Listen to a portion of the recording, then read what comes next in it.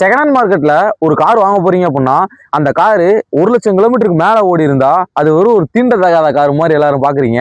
So 1,00,000க்கு கம்மியா kilometre ஓடி இருந்தா தான் அந்த கார் நல்ல கார்னு நினைச்சிட்டு இருக்கீங்க. 1,00,000க்கு மேல ஓடின காரை இந்த வீடியோல வாங்கலாமா வேணாமா அப்படின்றத தெளிவா பார்க்கலாம். அதுக்கு முன்னாடி யூடியூப்ல பார்த்துட்டு இருந்தீங்கன்னா கீழே ரெட்ல சப்ஸ்கிரைப் பட்டன் இருக்கும், அதை கிளிக் பண்ணி சப்ஸ்கிரைப் பண்ணிக்கோங்க. இன்ஸ்டாகிராம் அல்லது ஃபேஸ்புக்ல பார்த்துட்டு இருக்கீங்கன்னா பேஜை ஃபாலோ பண்ணிக்கோங்க. ஃபர்ஸ்ட் ஆஃப் ஆல் உங்க காரை நீங்க எடுக்க போறீங்க, அந்த கார் 1,00,000 கிலோமீட்டருக்கு மேல ஓடி இருக்கு அப்படின்னா அந்த கார்ல சர்வீஸ் ஹிஸ்டரி இருக்கா அப்படின்றத செக் பண்ணி பாருங்க. நிறைய ஃபர்ஸ்ட் ஓனர்ஸ் ஆகட்டும் இல்ல செகண்ட் ஹேண்ட் ஓனர்ஸ் ஆகட்டும், யூஸ்டு கார் ஓனர்ஸ் எல்லாருமே சில பேர் சர்வீஸ் ஹிஸ்டரி கம்பல்சரி மெயின்டைன் பண்ணி வச்சிருப்பாங்க.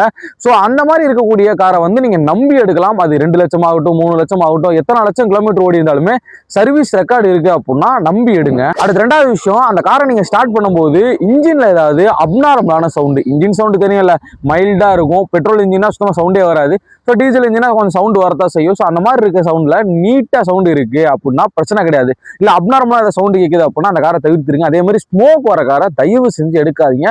ஸ்மோக் வந்தாலே இன்ஜின்ல ஏதாவது பஞ்சாயத்து இருக்கதா செய்யும். ஸோ ஓவராலா சொல்றேன். ஸோ ஸ்மோக் வர காரை தயவு செஞ்சு தவிர்த்துருங்க. அடுத்து மூணாவது பாத்தீங்கன்னா வண்டியோட கியர் பாக்ஸுங்க. கியர் பாக்ஸ் போடும்போது ஃபர்ஸ்ட் கீர்ல இருந்து 2வது கீர் 3வது கீர் 4வது கீர்லாம் பாத்தீங்கன்னா ஒத்த விரல்ல போட்டாலுமே அந்த மாதிரி கீர் உழுகணும். ஸோ கடிச்சு கடிச்சு கீர் உழுகக்கூடாது.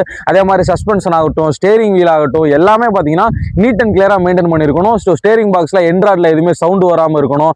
ஸோ அதே மாதிரி கியர் பாக்ஸ் கிளச் எல்லாம் பாத்தீங்கன்னா ரொம்ப டைட்டா இல்லாம மீடியமா மைல்டா போற மாதிரி இருக்கணும். ஸோ இது எல்லாத்தையுமே பாத்தீங்கன்னா டெஸ்ட் டிரைவ் அப்போ செக் பண்ணி பாருங்க. இந்த மாதிரி நிறைய வீடியோஸ்லாம் வேணும் அப்படின்னா இதோட பார்ட் 2 வேணும்னா பார்ட் 2 அப்படின்றத கமெண்ட் பண்ணுங்க. கம்பல்சரி பார்ட் 2 வீடியோ போடுறேன். ஸோ இந்த மாதிரி யூஸ்ஃபுல்லான வீடியோஸ்க்கு யூடியூப்ல பார்த்துட்டு மறக்காம சப்ஸ்கிரைப் பண்ணிருங்க. இன்ஸ்டாகிராம் ஃபேஸ்புக்ல பார்த்துட்டு பேஜை ஃபாலோ பண்ணிக்கோங்க.